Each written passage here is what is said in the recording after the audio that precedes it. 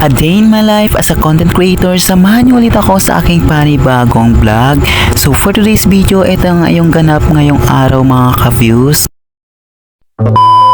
Ngayong araw nga ay natutuwa ang person dyan kasi kompleto sila magkakaibigan. Yung naghiwalay-hiwalay nga kaming magkakaibigan ay may sariling mundo na. Ang ibig ko nga sabihin ay iba't ibang section na kami. Dati nga mga ka-views yung first day of school ko, hindi ko pa nga ka-close yung mga bago kong kaklase. Pero sa katagalan ay unti-unti ko na rin sila kinakakaibigan. Sinabi ko nga sa sarili ko dati ay sana magkita-kita ulit kami magkakaibigan. And ayan nga mga ka-views, nagkita-kita ulit kami sa school. Hindi na nga namin sinayang konting oras namin dyan mga ka-views kasi ngayon lang kami nagkikita ulit magkakaibigan. So by the way nga mga ka-views, nag-decide nga ang mga person dyan na kakain kami sa karinderya. Dito nga kami always pumupunta dati mga ka-views. Kasi nga affordable yung mga ulam dito. Pinalabas ko na nga ang baunan ko dyan at pumunta na ako sa loob ng mag-order. At ayan nga mga ka-views yung ulam ko ngayon. Same nga kami ng order na ulam dyan at ewan ko anong trip nila.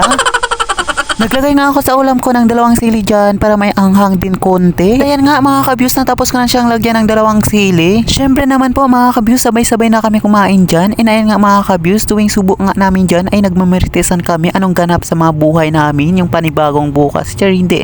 Yung panibagong buhay, ganoon nga. Nagtanong nga ako sa mga kaibigan ko na okay na ba sila sa mga new life nila. Sana all new life. Ito nga yung mga kaibigan ko dyan mga ka-views at sobrang takaw namin nga dyan mga ka-views kasi tingnan nyo naman, nahubos talaga lahat ng mga pagkain namin dyan. And ayan nga mga ka-views, natapos na kami kumain dyan. Continue pa nga din ang pag-uusap namin dyan sa mga ganap namin sa buhay. Uy, sana all ganap sa buhay.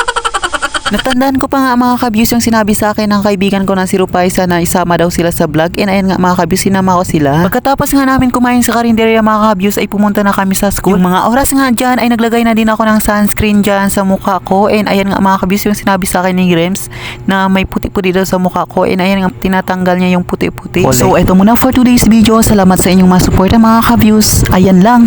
Bye-bye!